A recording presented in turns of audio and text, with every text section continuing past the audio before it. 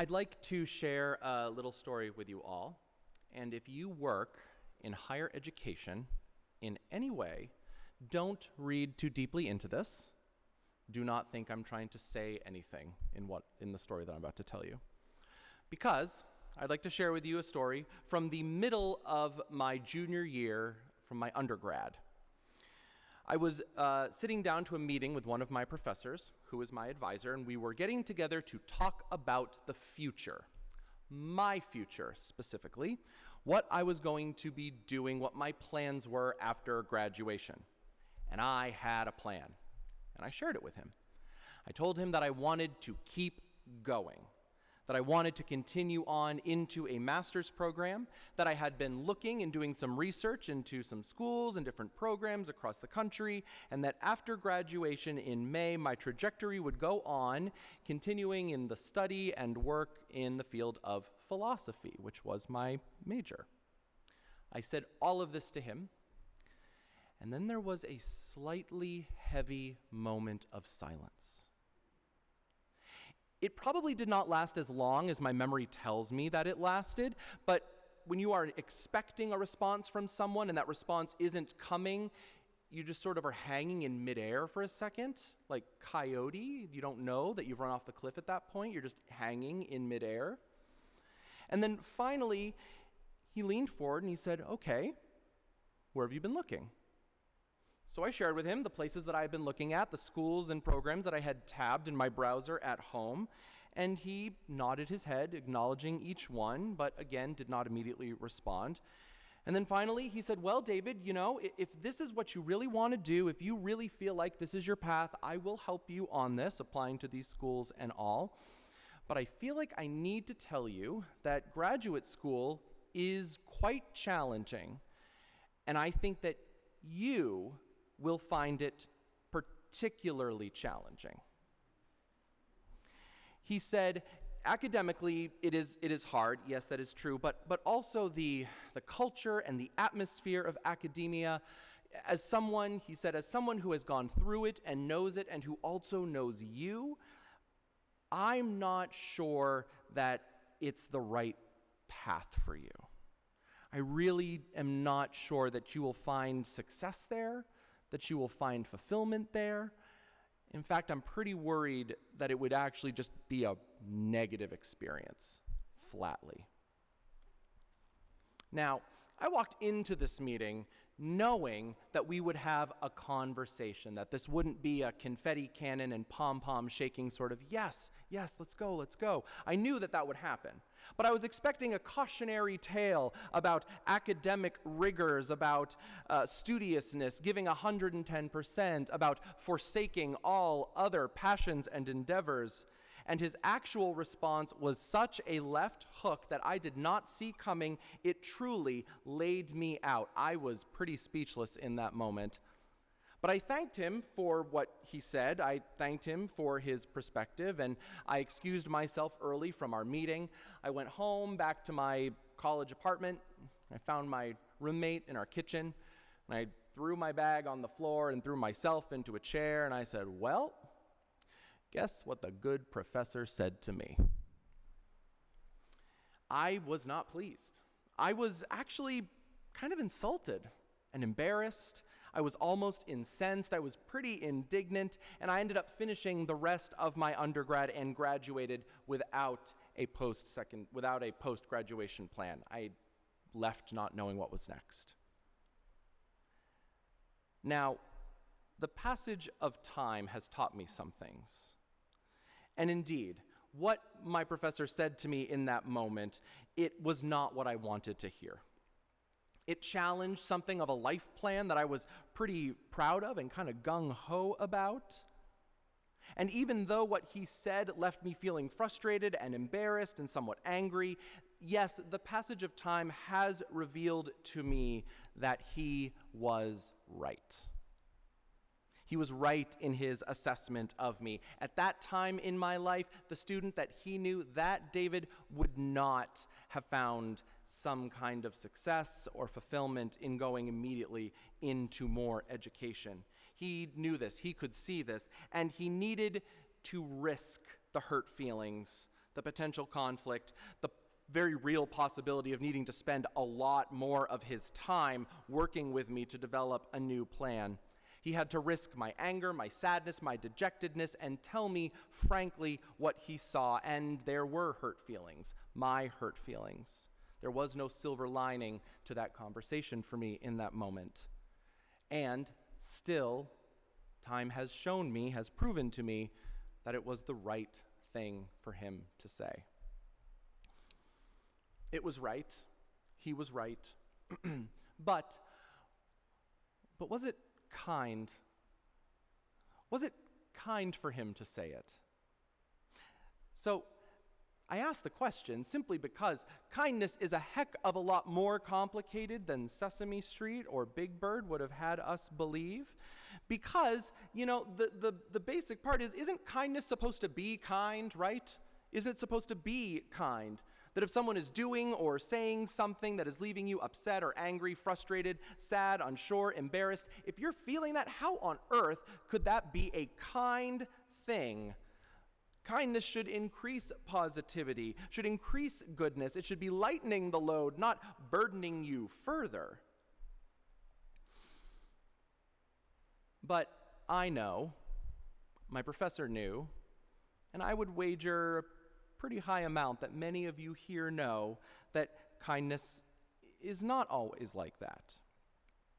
That in fact, sometimes kindness is most needed and most profound and most important and is such the right thing to say when it does sting just a little bit, when it forces you out of your comfort and preconceived notions into a place where you feel a bit out of place.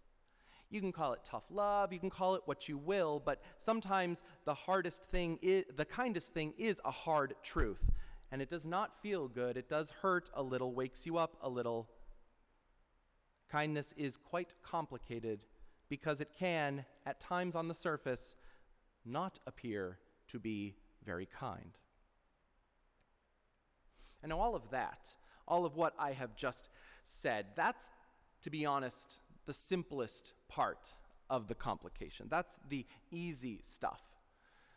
So if right now you're maybe heard those words and are feeling a little proud, a little self-satisfied of your particular brand of tough love, please hold on a minute. And similarly, if you heard of everything that I just said and you are thinking, well, David, that actually sounds a little bleak, because kindness is kind and it should not hurt. Please also hold on for just a moment. Because we have to go deeper. Because just as kindness is complicated, it is even more nuanced because of the most critical detail at play when it comes to kindness, and it is that it is all tied up with another person. A person like me or you or anyone else, and desiring for their well-being, that it will increase, that their personal, emotional, spiritual well-being, that your words, actions, involvement in their life, your relationship with them will contribute to betterment. You want things to be better for them, easier for them. You want life to get better. But, and I think anyone with children knows this, anyone who has ever loved another human being knows this, we can't actually make someone's life better.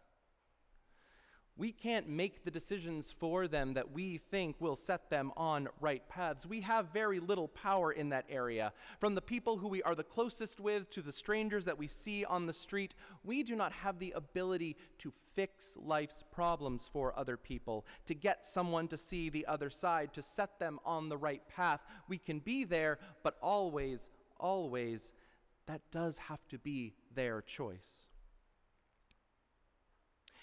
It's not one that we can make for them.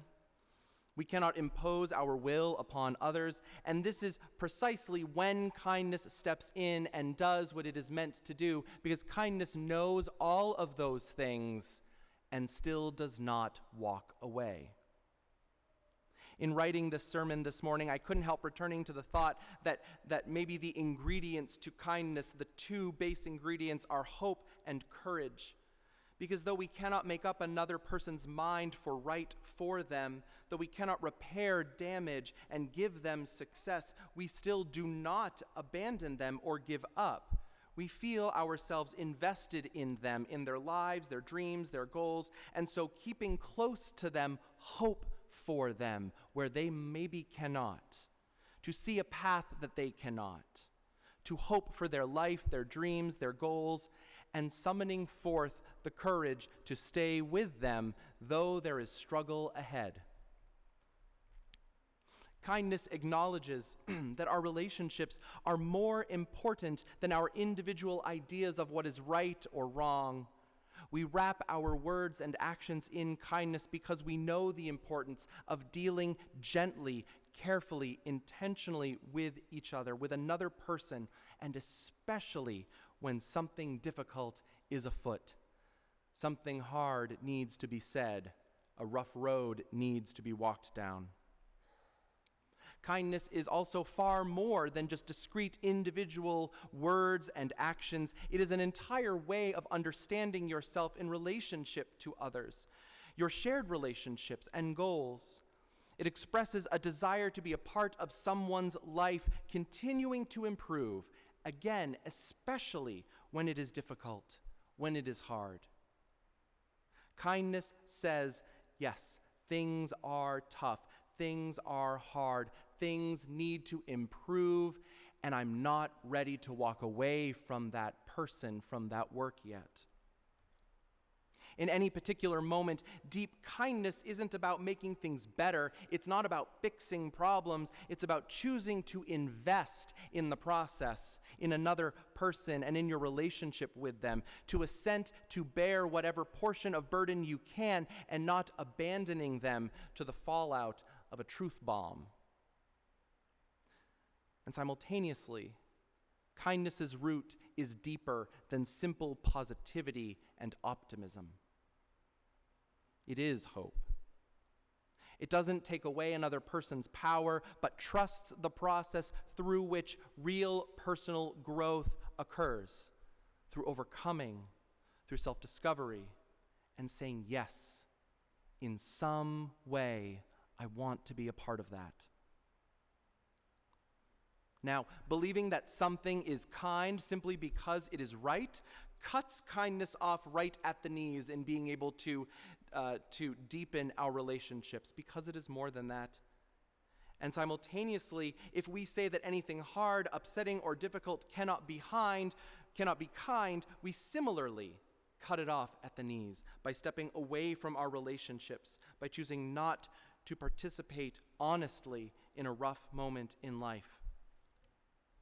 Instead, we should allow for kindness to be as complicated and nuanced and dynamic and worth it as the people to whom we want to offer it. From our scripture this morning, keep your heart with all vigilance, for from it flow the springs of life. Put away your crooked speech and put devious talk from you. Let your eyes look directly forward and your gaze be straight before you. Keep straight the path of your feet, and all your ways will be sure. Amen.